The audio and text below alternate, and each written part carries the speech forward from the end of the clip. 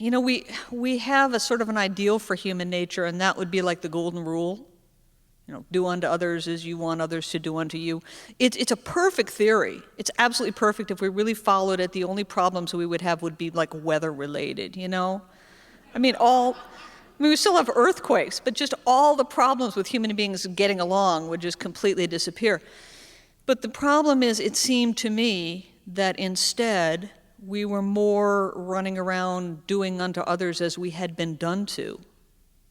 Now, generally speaking, that is not the good news about our situation. You know, that creates things like, you know, generational violence and abuse and things like that. All of a sudden, here was an example of the reverse in action.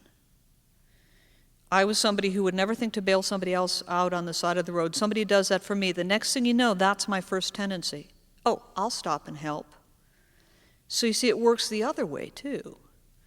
When we're given a sudden unexpected kindness, it makes us more likely to pay that forward to someone else. I had to think about, if a thing like that could make a change, how would so many people hear about it? How would enough people hear about it? How would enough people get a chance to try it so that enough people would get this unexpected, you know, sudden kindness out of nowhere in their life, that we'd have a chance to see if they really would turn around and pay that forward. And so in the book, it kind of came out in a way through the media, as I'm sure you've noticed. I mean, it had to do with media. It's so nice to talk to people who have actually read the book. Thank you for being people who actually read. Not even people who just read me, but people who read. I really appreciate that.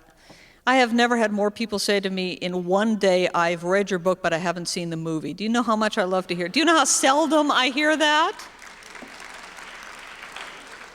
I have this dream where I'll wake up in a world where people say to me, well, I'm sorry, I haven't seen the movie yet, but I did read your book. The odd thing about it is that since writing the book, there's been a case of life imitating art. I mean, it became a book which became a movie, and look, I'm only complaining about it to some degree. You know that helped with getting it, you know, that's part of getting it into everybody's head. And then because of the movie, it became a bestseller, and then it also became an international book because the movie was an international movie. And this is our opportunity for enough people to have heard of it.